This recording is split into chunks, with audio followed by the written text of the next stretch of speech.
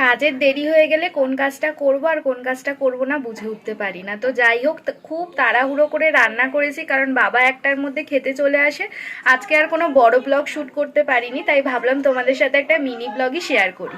তো চলো তোমাদেরকে দেখাই যে তাড়াহুড়ো করে আমি কি রান্না করলাম। দেখো, এদিকে ভাত করে রেখে দিয়েছি, আর এই যে এদিকে ধনে পাতা কেটে রেখেছি ধনে পাতার বড়া করব বলে। আর এইদিকে হচ্ছে এই যে সয়াবিনের তরকারি। তো আলুটা সিদ্ধ হয়ে গেলে বাবার জন্য ঝাল ছাড়া তুলে নিয়ে তারপরে আমাদের তরকারিটাতে ঝাল দেব। তো মোটামুটি রান্না বান্নার যে কাজগুলো সেগুলো হয়ে গেছে। আর আমি কোন সকালবেলা জামা কাপড় কেচেছি, 10:30টার সময় স্নান করে জামা কাপড় কেচে নিয়ে এসেছি, সেগুলো এখনো বালতিতে জড়ো করা রয়েছে। আসলে জামা কাপড় তো মাই মেলে দেয়, মা ঘরে নেই, ওই জন্য কোথায় মেলবো বুঝতে পারছি না। তাও ভাবলাম যে এখন একটু গিয়ে যে মায়ের যে কাপড়গুলো শুকিয়েছে ওগুলো তুলে এগুলো একটু দিয়ে দিই, যাতে জলটা অন্তত ঝরে যায়। রান্না সেরে সবেমাত্র ঘরে গিয়ে বসেছি, আমার বর ফোন করে বলছে ও খেতে আসছে। আবার দৌড়ে দৌড়ে গেলাম ধনে পাতার বড়া ভাজবো বলে। আর ওইদিকে বাবাও চলে এসেছে, তো বাবা স্টার্ট করে নিলে দুজনকে একসাথে খেতে দিয়ে দেবো। এ দেখো ধনে পাতার বড়া ভাজছি। তো এই যে ধনে পাতার বড়া আমি ফার্স্ট টাইম আজকের ভাজলাম। প্রথমটা একটু নুন হয়ে গিয়েছিল, তারপরেরটা ঠিকই ছিল। তো দুপুরবেলা একটু শুয়েছিলাম, কিন্তু আজকে আর ঘুম হয়নি, কারণ শুয়ে শুয়ে একটু অফিসের কাজ করছিলাম। আর কালকে যে ব্লগটা পোস্ট করব সেই ব্লগটা আজকে এডিট করে রাখলাম। রাত্রিবেলা না শুয়ে শুয়ে এডিট করি ঠিকই, কিন্তু খুব ঘুম পেয়ে যায়, ওই জন্য আজকে দুপুরবেলা এডিট করে রাখলাম। আর আজকে সকাল থেকে সেরকম ভাবে কোনো বড় ব্লগ আমি শুট করতে পারিনি, কারণ একটু তাড়াহুড়োর মধ্যে ছিলাম রান্না বান্না নিয়ে। তাই এইরকম মিনি ব্লগই মানে শুট করেছি, এইগুলোই তোমাদের সাথে শেয়ার করব। তো দেখো, বিয়ে বাড়িতে সব মানে পড়েছে 2, 3, 4টে করে প্যান্ট পড়েছে, সব একটা একটা করে প্রত্যেকদিন ধুচ্ছি।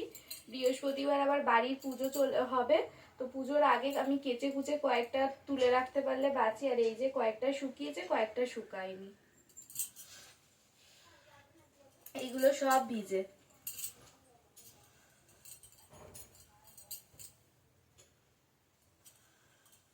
কি আর হবে, ভিজে হবে না। পা মোচা ওখানে রয়েছে, পা মোচাটা দিকে পা মোচা লাগে। কালকে সকালবেলায় এগুলো মাঠে দিয়ে দিয়েছিলাম সকাল সকাল, ওই শুকিয়ে গেছিল মোটা প্যান্ট ফ্যানগুলো। প্যান্টটা মানে একটু সামান্য ভিজে ভিজে আছে নাকি গো? না না, প্যান্টটা শুকিয়ে গেছে, জানলায় মেলে দিয়ে এগুলো।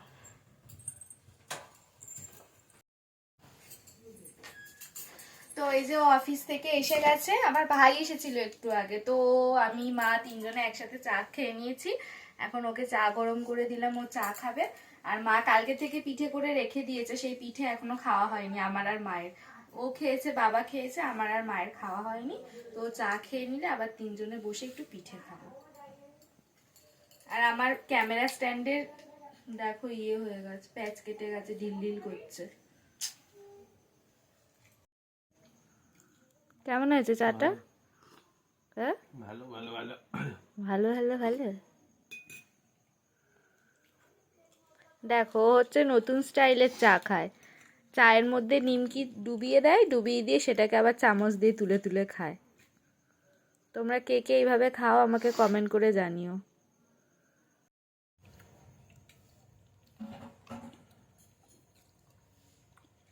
তো এই যে এখন পিঠে নিয়ে বসে পড়েছি, এখন পিঠে খাচ্ছি। কালকে সন্ধেবেলা হয়েছে, আজকে সন্ধেবেলা খাচ্ছি 24 ঘন্টা পরে। এখনো নরম আছে, ফ্রিজে ঢোকায়নি তো, বাইরেই ছিল, ওই জন্য নরম আছে। হুম।